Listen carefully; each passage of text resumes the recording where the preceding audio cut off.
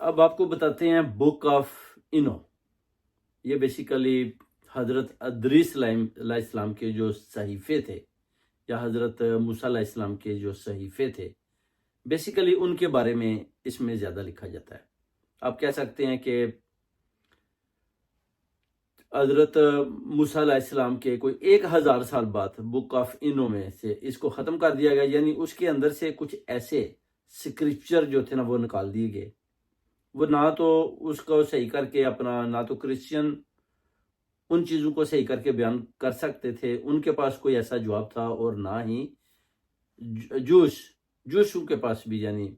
ان کے پاس بھی اس چیز کا کوئی جواب نہیں تھا. تو پھر انہوں نے کیا کیا کہ ان چیزوں کو نہ ریموو کر دیا، یعنی بک آف انو کے اندر سے. اس کے بعد وہ بک بھی غائب ہوگی کیونکہ دیکھنے میں نہیں نظر آئی. اس کے بعد کہتے ہیں کہ 1947 میں اپنا جو ہے نا 2 چرواہے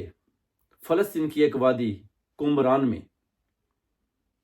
بکریاں چرا رہے تھے، تو انہوں نے ایک پتھر پھینکا جو ایک کنویں کے اندر جاتا ہے، اور کنویں کے اندر ایسی آواز آتی ہے جیسے کوئی مرد بان ٹوٹتا ہے. تو ایک بچہ اندر جاتا ہے، یعنی کنواں نہیں ہوتا، جیسے سیڑھیاں ہوتی ہیں اس کے اندر جاتا ہے، اور اندر سے وہ جو ہے نا وہ ڈیڈ سی اسکرول یعنی وہ لے کر آتا ہے، جو پیپر کے اوپر یا تھال کے اوپر یا کسی دھات کے اوپر لکھے ہوتے ہیں. اس کو ایک پیپر کو وہ آگ لگاتا ہے اور اس طرح دیکھتا ہے، پھر 3-4 جتنے اس کے ہاتھ میں آتے ہیں وہ لے کر باہر آ جاتا ہے. اس کے بعد وہ واپس جاتے ہیں، ایک جوس ہوتا ہے اس کے پاس لے کر جاتے ہیں کہ یہ دیکھیں یہ کیا ہے. تو اس کی کچھ سمجھ میں نہیں آتا. اس کے بعد ایک ایسا آدمی ان کو ملتا ہے جو ان چیزوں کو اچھی طرح سے جانتا ہے، کیونکہ جوس آپ کو پتا ہے اینٹیک کا کام شروع سے کرتے ہیں. جب اس آدمی کو یہ ڈیڈ سی اسکرول اس سے ملتی ہیں، تو اس وقت 1947 میں آپ دیکھیں کہ کوئی پاکستانی، آپ کہہ سکتے ہیں کہ کوئی 50,000 یا اس سے زیادہ پیسہ جو ڈالروں میں اس نے دیا، اور وہ جو صحیفے تھے اس سے لے لیے. جب وہ بات پھیلی، حکومتوں نے وہ صحیفے تلاش کرنے شروع کیے،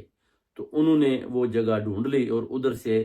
981 صحیفے ملے، جو بعد میں اس کو کتابوں کی صورت میں بنا کر لوگوں کے سامنے تو پیش نہیں کیا گیا، مگر بتایا گیا کہ ہمیں وہ صحیفے مل گئے ہیں جو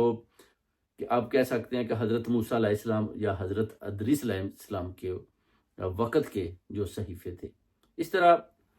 حضرت ابو ذر غفاری بھی فرماتے ہیں کہ ایک دفعہ میں نے حضرت محمد صلی اللہ علیہ وآلہ وسلم کو اکیلے مسجد نبوی میں دیکھا. تو وہ بیٹھے ہوئے تھے، میں کچھ سوالات تھے جو میرے ذہن میں پھنسے ہوئے تھے،